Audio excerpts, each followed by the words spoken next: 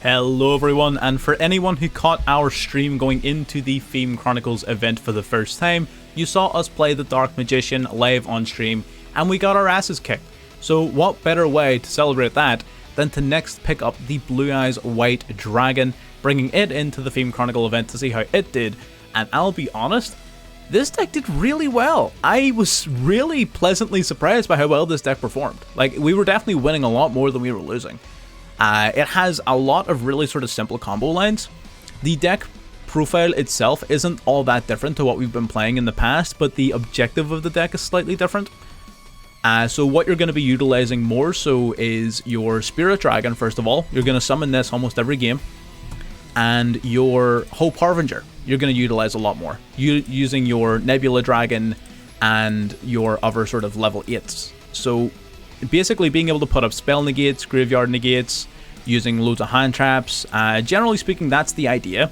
You just want to slow your opponent down. You have a single copy of True Light here. You don't have to play True Light. I'm playing it because it's royal. I'm going to be honest. Also, actually, I'm a liar. Having an untargetable Blue Eyes White Dragon actually won me at least one game, right? I think it was against Weather Painters. But anyway, I digress. I'm not going to sit and ramble here during the intro. We are going to go through the deck profile at the end, like a detailed one. We're going through every single card. So absolutely, if you want to know how the deck works, stick around and we'll read through the whole deck and I'll explain it to you.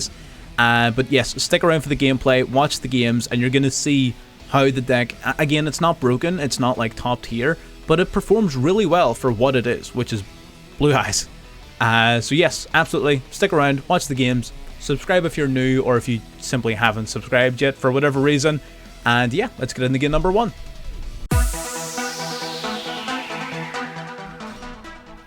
Alright, here we are playing Blue Eyes. Now, I know we're going second in this game, but that's just because we lost the coin toss. We actually do like going first in this build. We draw here, we've got double Melody of the Awakening Dragon. This hand is disgusting. We're going to go Dictator of D here, sending Blue Eyes to summon itself, pitching the Abyss Dragon to revive the Abyss Dragon, using its effect to search our deck for Polymerization, which is busted. We're going to go Melody, pitch Imperm because we're not planning on using it, to grab the Blue Eyes White Dragon and the alternative White Dragon, summoning out the alternative White Dragon, popping his monster, sending it to the graveyard, which is a Resonance Insect, followed up by Bee Trooper, Sting Lancer. What's he bouncing back to our deck here? I think it was the Blue Eyes White Dragon, right? It was the Blue Eyes White Dragon, so he's bouncing it back to deck, which is a slight issue, but not the biggest issue in the world, because we still have Melody in hand. Our opponent's going to go for their Bee Trooper Descent, searching it off of their Sting Lancer. We're going to go Poly, fuse the 2 dragons in our hand into the Blue Eyes Tyrant Dragon. We're going to Exceed Summon now into the Galaxy Eyes Cypher Dragon. I believe at this time we weren't playing the Cypher Blade Dragon. I could be wrong. Yeah, we weren't yet playing the Cypher Blade for some reason. But yeah, our opponent just, we had more than enough damage on board for lethal. Super quick, super easy, absolutely blitzed through our opponent, summoning out monsters with crazy high attack points, Tyrant being unaffected by trap cards, our Galaxy Eyes being able to pop a bunch of cards, our Blue Eyes, our Dictator of D controlling our opponent's attack targets. And the reason we're comfortable pitching Imperm earlier in the turn is because once our Tyrant Dragon attacks our opponent, we're actually able to set Imperm back from our graveyard onto the field, which is crazy. Like, you know, that's just an extra monster negate for no reason, because we managed to summon a 3400 attack monster and we're able to attack. That's honestly really, really cool. And one of the biggest reasons we play it is that recycling of Imperm. But yeah, really straightforward game. I just wanted to show off some of the basic mechanics. Really blitzed our opponent there. Let's get into game number 2.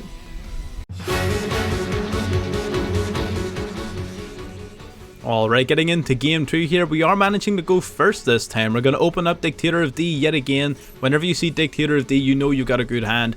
We decided to trade in here, which was a little bit ballsy, but it ended up working out for us here, getting the Jet Dragon. We pitched Dictator of D to revive the Blue Eyes White Dragon in grave. Then, using our Nebula Dragon, we're able to summon it and the Jet Dragon out to the field, giving us plenty of material to get Exceed Summoning. We're going to Exceed Summon into number 38 Hope Harbinger here. Lastly, using our Foolish Burial to pitch our Whitestone of Ancients to the grave. So we're summoning the Blue Eyes Jet Dragon. So now basically this means we have a once per turn skill spell negate, and then we have complete destruction protection, and we choose our opponent's attack targets. So generally speaking, we're pretty good. Like, we're feeling pretty confident. We have decent protection against Crusadia. So right now, the reason Dictator of D is so good is Crusadia, right? Because you can force them to target whatever monster is most vulnerable or least vulnerable on your field. For example, if you can get them to target your Jet Dragon just bounces their Equimax back to their hand unless they tribute one of their Crusadia monsters it points to, which is innately just going to lower its attack points. So yeah, generally speaking, that's pretty good. The Spell Negate, of course, is fantastic, but it looks like we're playing against Trap Stun Zombies, which has been decently popular. They're going to go Shiranui style Swallow Slash here. They're going to pop our Blue Eyes Jet Dragon, then banishing the Spirit Master lets them pop an additional monster, which is our Harbinger. Because our Harbinger just got destroyed, we're actually able to resummon the Blue Eyes Jet Dragon almost right away. So we're eating up a massive amount of resources here for absolutely zero loss. Jet Dragon comes back, and it's just too much for our opponent here. Standby phase, we normal summon our Siege. The moment we normal summon Siege, our opponent realizes what's up. We synchro summon into the Blue Eyes Spirit Dragon. Suddenly we're negating all of his graveyard effects. And that's busted. So you've sort of got you've got something for almost every matchup. We're controlling his attacks. We're protecting ourselves from any sort of destruction effects that he has. I can only imagine that's what he has face down, more destruction cards. And also being able to negate all of his graveyard effects with the Blue Eyes Spirit Dragon. Crazy. So yes, yet another really positive matchup in the favor of Blue Eyes that you are going to be seeing somewhat regularly. Zombies isn't everywhere, but it's definitely one of the more popular options. But yeah, let's get into game number 3. We're just burning through these.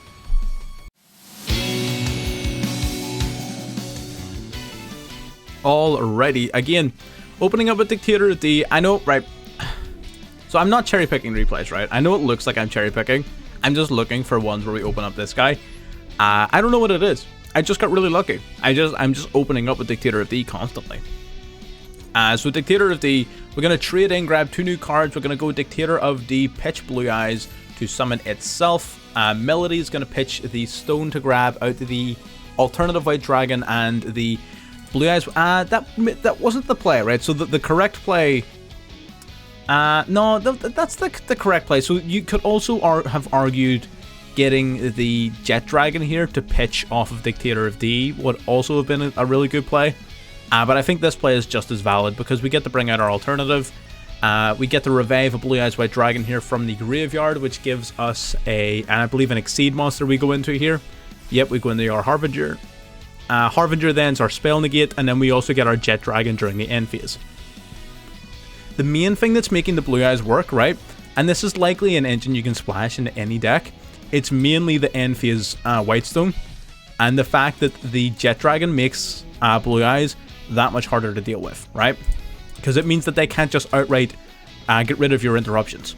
So our opponent's going to be going into Plunder Patrol. Plunder Patrol have an exceptionally powerful field spell.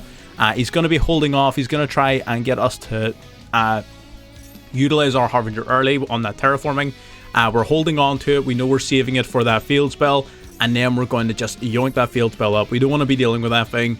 That field spell helps generate a lot of advantage for these guys, so we're not going to be dealing with that. We also have Veiler in hand, which is perfect for the Blackbeard. Blackbeard's going to come out. They're going to go Pot of Desires, draw 2, which is a real pain. Now they're going to go Blackbeard, and this is when we're going to go for Veiler. Veiler stopping them dead in their tracks. So that is fantastic. This really slows down Plunder Patrol because they rely very heavily on their Blackbeard. So being able to stop that is amazing. So we top deck into the Whitestone of Ancients, which is phenomenal. We're going to use the Whitestone that's already in the graveyard to grab back the Blue Eyes White Dragon here. Just to give us an extra card in hand so we can get pitching here.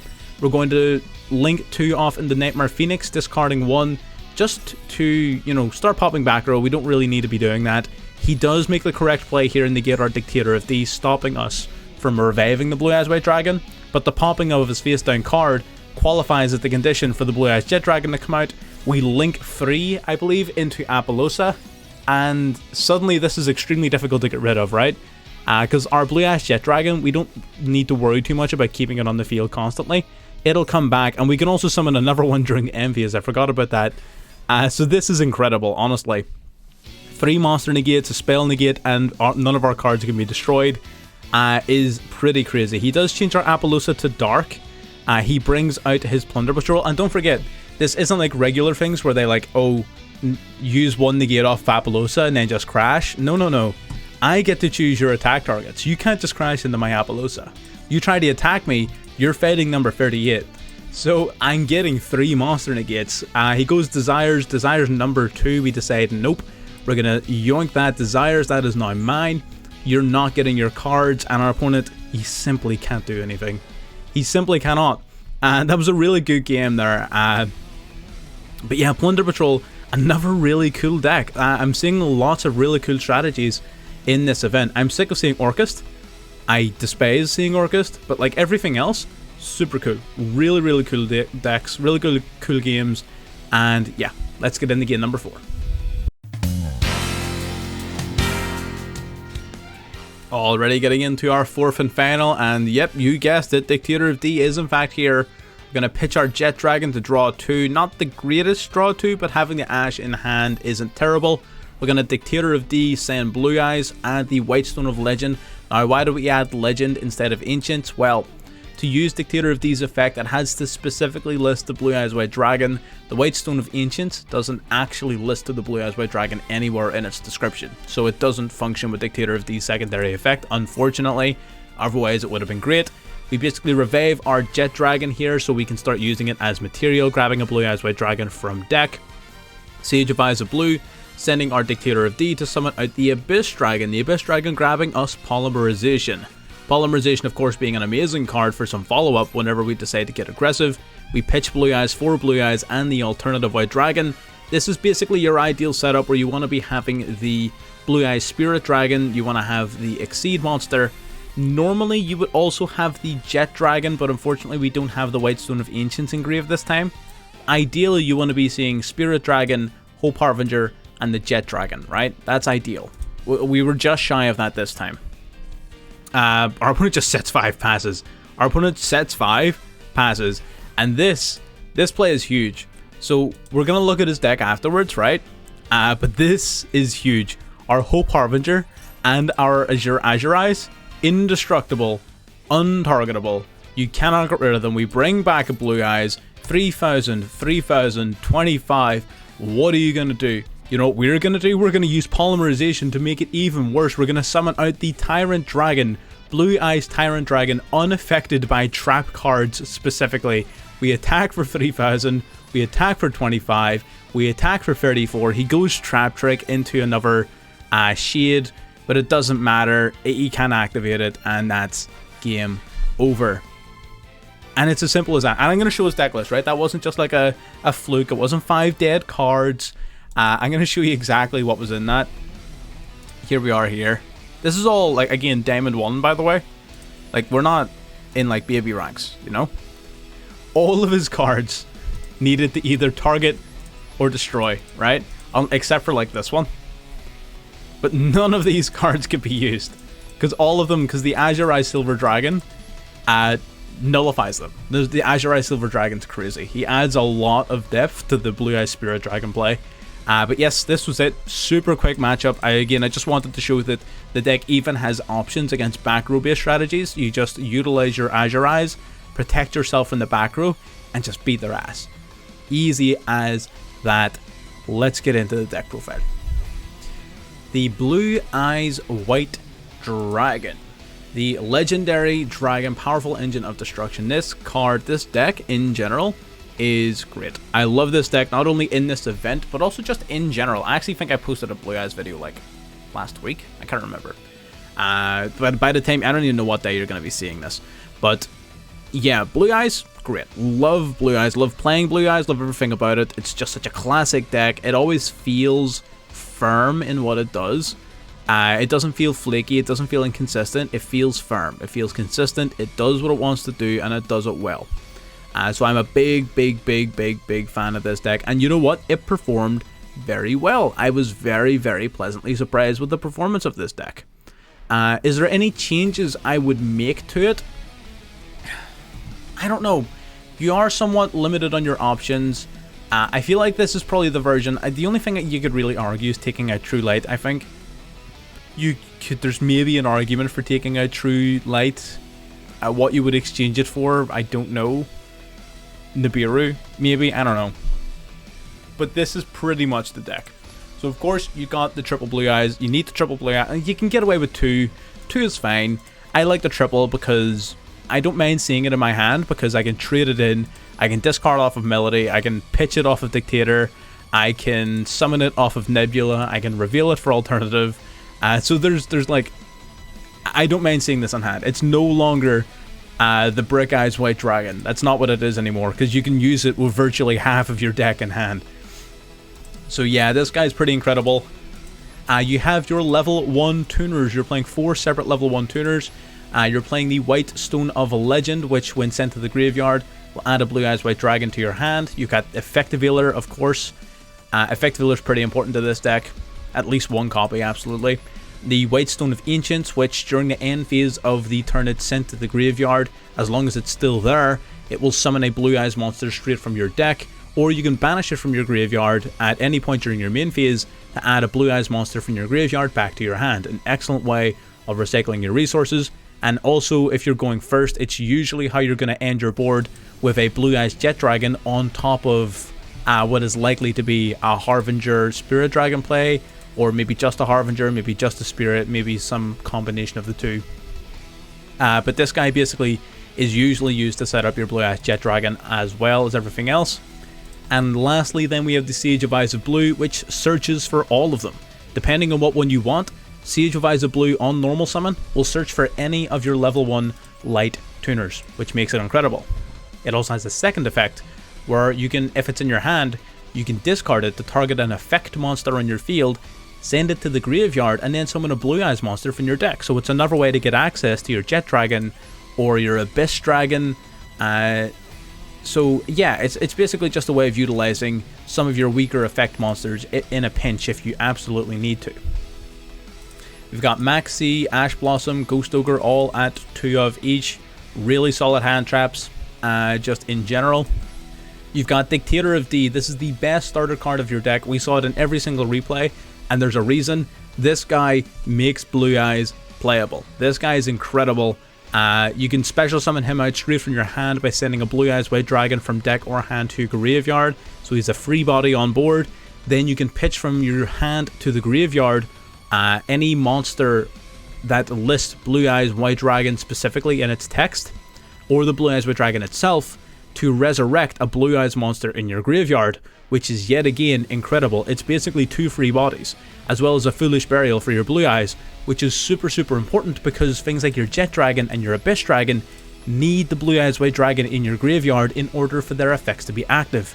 So this guy is incredible. Mandatory 3 of. I wish I could play 6 of them. Incredible. The double Blue Eyes alternative White Dragon, if you don't have 2, don't worry about it, just play 1. I think 2 is great though. I very rarely brick on it. It almost never happens because it's still a good trade-in or melody target. So yeah, you're not really going to brick on it. It's fine. The only thing that makes this guy slightly worse than the others is he can't be summoned off of Nebula, right? But apart from that, he's dead on. You just trade him in if you have him at the wrong time. Just trade him in. You can make him summonable off of Melody. Or generally in the graveyard, because his name switches to Blue Eyes White Dragon in the grave. He's very useful for that. But what is his actual effect? I said all of that without saying what he does. So he can be special summoned from your hand by revealing Blue Eyes White Dragon in your hand. So he's a free special summon. And once per turn you can target a monster your opponent controls and destroy it. So basically, if you're going second in particular, that's very useful because you free summon, pop a monster, and then usually you're going to use them as some sort of Exceed or Synchro material or something like that. So yeah, the Blue Eyes Alternative White Dragon, generally one of the better cards in the deck, and I believe this is like the card that single-handedly won Blue Eyes, the YCS, back in like 2016. Alternative White Dragon, if you have 2 of it, play 2 of it. If you don't have 2 of it, I think 1 is fine, but you definitely need to be playing it. Nebula Dragon, this is a card that I added in during the event. I don't usually play this card, although that's not to say it's bad. It's a very powerful card. Basically, you just reveal it and any other level 8 dragon in your hand, you summon both, right? And now you're locked into dragons for the rest of the turn. But again, that's usually not a problem. Like you're only summoning dragons. So Nebula Dragon basically summons itself out and one of your other Blue Eyes monsters and just enables an instant rank 8 Exceed. Nebula Dragon's really good. It's also a trade-in target, which is also handy, makes trade-in a little bit more consistent. You've got 1, 2, 3, 4, 5, 6, 7, 8, 9, 10 level 8 monsters in your deck. So yeah, trade-in is almost always going to be live.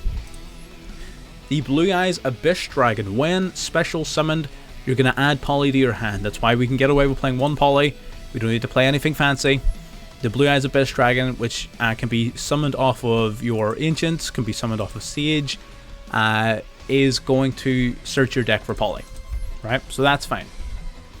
During the end phase, if it's still on your field during the end phase for some reason, you can add a level 8 or higher dragon from deck to hand, which is sometimes useful. You know, you can grab yourself a Jet Dragon if you don't already have one in play, which is good, because Jet Dragon can also special summon itself from hand if one of your cards are destroyed. So yeah, I mean that's perfectly fine. It grabs Jet Dragon during the end phase if it is still face up for some reason. And lastly effect, you can banish it from your graveyard. All of your Blue Eyes monsters, or all of your level 8 or higher dragons, get a 1000 attack boost. So that's, again, occasionally useful for pushing for lethal. But yeah, pretty good card. Then lastly for our monster lineup, and arguably, I would say most importantly, second only to the Dictator of D, I say this is your second most important main monster, the Blue Eyes Jet Dragon. So this guy is incredible. So long as he's face up, other monsters on other cards on your field cannot be destroyed by card effects, which is automatically incredible, right? Secondly, if a card on the field is destroyed, not on your field, on the field is destroyed, special summon this card from your hand or graveyard. So he's a free body that recurs every single turn, which is incredible. Lastly, if he manages to battle a monster, or battle in general, you get to target a card in your opponent's field and bounce it back to hand. So he bounces, he recurs, he's a level 8 body, he is a trade-in target, he's searchable off of Melody, he's summonable off of Ancient, summonable off of Sage, searchable off of Abyss. He's just generally insane. And he's sort of, this is almost like your main win condition, right? This isn't actually the card that'll win you the game, but this is the card that makes sure that the cards that do win you the game are going to be sticking around. This guy is insane, absolutely. The only caveat is you need to have a Blue Eyes White Dragon in your graveyard or on your field in order for his effects to resolve. But like I said, you're always going to have Blue Eyes. You know, Foolish Burial pitches it, Dictator of D pitches it, your Waystone of Legend can get it, Melody will pitch it, Trade-in will pitch it, 1 for 1 will pitch it, so yeah. Absolutely, never going to be a problem. Need to catch my breath. Polymerization, searchable off of Abyss, basically just used for your Tyrant Dragon, which is, it's really strong in certain matchups. It's not something you're going to summon a lot, but it's pretty cool. I like it. I for sure think it's worth playing, especially in a restricted format, where certain people are going to be going just hard in the sauce for trap cards. I think Tyrant Dragon is an excellent counter in those particular matchups. Foolish Burial, its main purpose is pitching Ancients, so that in the end phase you can get a Jet Dragon. Basically this just says, during your end phase, summon the Blue Eyes Jet Dragon to your field. Except it just has more versatility. Foolish Burial, absolutely great in this deck. Trade-in, discard a level 8, draw 2, pretty busted. Melody of the Awakening Dragon is trade-in but better. Discard a card, add 2 of your big Blue Eyes Dragons to your hand, which is sick, not Nebula Dragon. 2 of your Blue Eyes Dragons to your hand, except Abyss. So Jet, Alternative, or Blue Eyes White Dragon. Awesome. 1 for 1, pitch a monster, summon out one of your stones. Usually it'll just be the stones, it'll almost never be these guys. And double Imperm because it's Imperm. And lastly, True Light. You don't have to play this card. I like it. One, because I've got a Royal Rare version. Just look at this. Stunning. Secondly, basically it's like Eternal Soul, except it's like a discount Eternal Soul, right? So once per turn, you can either special summon a Blue Eyes White Dragon from your hand or graveyard, or you can set a spell or trap card from your deck that specifically lists the Blue Eyes White Dragon.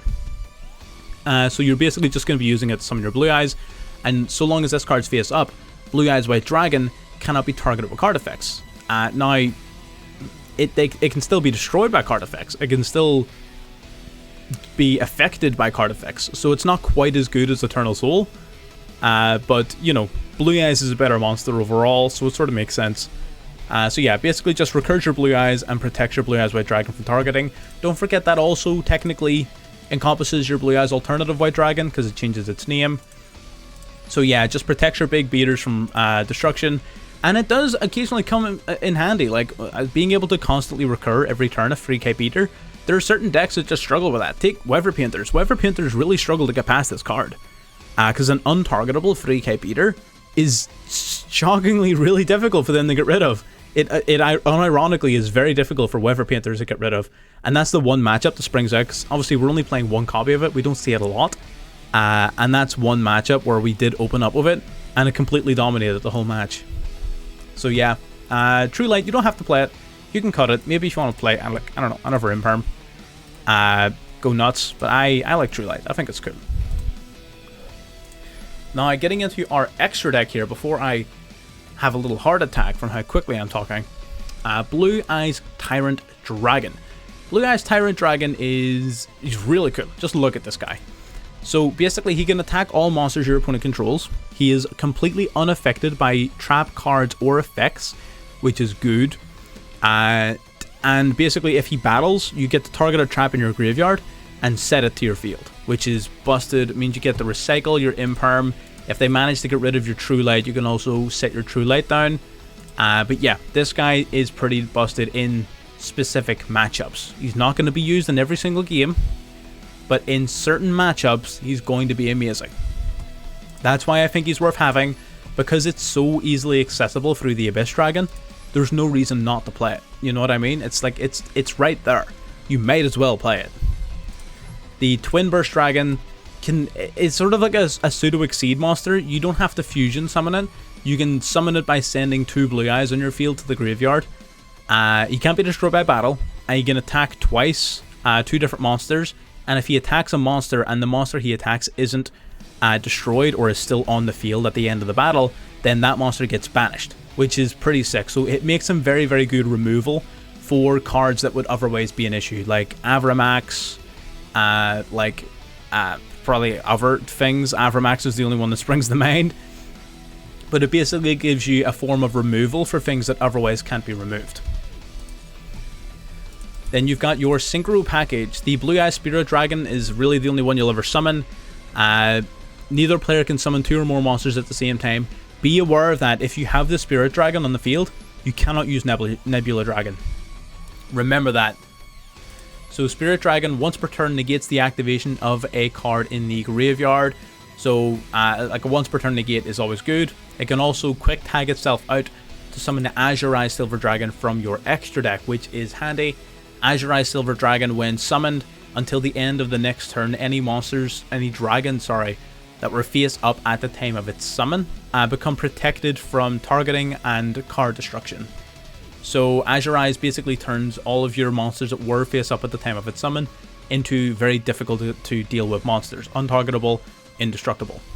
You saw it in you saw it in the final match as well, how impactful that can be. It can also, during the standby phase, resurrect a non-effect monster. So your Blue Eyes White Dragon coming back every standby phase. Next we have our Exceed package. Now this one you could modify slightly. The idea, right, is that this is your main one, right? If you're going first, you want to summon Hope Harbinger. Gives you a spell negate. Pretty simple. It also lets you control your opponent's attack target. So if they attack, you can detach a material to change the attack target to this card. And obviously it's a 3k attack. That's going to control quite a lot of decks in terms of their attack targets. If you're going second, or as follow-up, what you want to be doing is utilizing your Galaxy Eyes package.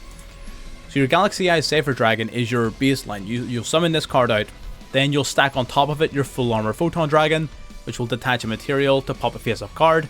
Then you'll stack on top of this your Cypher Blade Dragon, which will detach a material to pop any card. So basically it's just pop 2, and you end up with a 3200 beater on your field. You can technically remove 3 cards if you want to use the Cypher Dragon's effect to steal one of your opponent's monsters, but that's not always a fantastic play. It just depends on the situation. If you have like another monster on board to use it as link material, go nuts. But unless you do, it's maybe not the greatest play. And this is a monster, number 62. I never actually summoned this card. I don't know if I would recommend playing it. I think it's fine. I don't know, it's good because it can be used to get over certain walls in terms of like attack power. He can boost himself up to 5600 attack pretty easily, so that's useful for getting over certain monsters, but it almost never comes up. Like, it never comes up. If you have another monster you really want to play in your extra deck, like if you're looking at my extra deck and thinking, man, I really wish I had X monster, cut this guy and put it in. Doesn't matter what it is, just cut him and put it in. You will almost never use this card. Lastly is our links then, which is just a very, very, very generic link package. Linkaribo is here to put our eggs in grave. Phoenix is here as a link to pop spells and traps. Masquerena is here because it's busted. I said this in my last video. This is one of the best link monsters ever created because it combos so well with things like Nightmare Unicorn. Summon Nightmare Unicorn on your opponent's turn. Discard 1, spin a card on field back into deck. Pretty nuts. And lastly is Apollousa because access code is banned. And Apollousa, you can go into a 3 or 4 mat Apollousa on turn 3 in this deck decently easily, because you need to remember most of your like you have this, right? Blue Eyes Jet Dragon, which is constantly coming back every turn. You have your eggs that you want engraved, you have your Siege, which is recurring, you have Dictator, which is able to reborn a bunch of cards, so you're very rarely are you going to be running out of cards, right? You're going to have a lot of monsters on your field. So having an Apollousa here as a fallback option to put a bunch of negates on board, absolutely. Especially considering your Blue Eyes Jet Dragon makes it invincible. Your Dictator of D and your Hope Harbinger stops them from just weakening it and destroying it by battle. So yeah, no, there's definitely a lot of protection in place for Apollousa in this deck, so it works very well. I'm a big fan of Apollousa. And that's the full deck profile. I apologize for trying to catch my breath so much throughout this. But yes, that is the full deck. It is exceptionally fun. It performed a lot better than I thought it was going to. I thought it was just going to be like a fun little deck that we play for a little bit and it just sort of flop and then we move on. But no, it actually carried me through, I would say, the last third of the event from like 8,000 up to 12,000. This deck was pretty good. It was really good. And honestly, I was very impressed. It's not like a 100% win rate, but it is definitely a lot better than I would have initially given it credit for. So absolutely, if you've got Blue Eyes, if you've got the cards, if it's not going to affect your budget, go nuts. I wouldn't recommend crafting the cards and building the deck for the event. It's not that good, but if you've got the cards and you're looking for something fun to play, play it. It's surprisingly really good. But yeah, I'm not going to sit here and continue to ramble. If you liked what you saw and you want to see anything more like this, feel free to check out our previous videos as well as subscribing so you can catch our next up and coming videos as they come out. We're going to be seeing how high we can hit for January here. We're doing so well on the subscriber goal, so thank you so much to anyone who has subscribed, and to anyone who is watching, I'll see you all in the next one. Bye bye.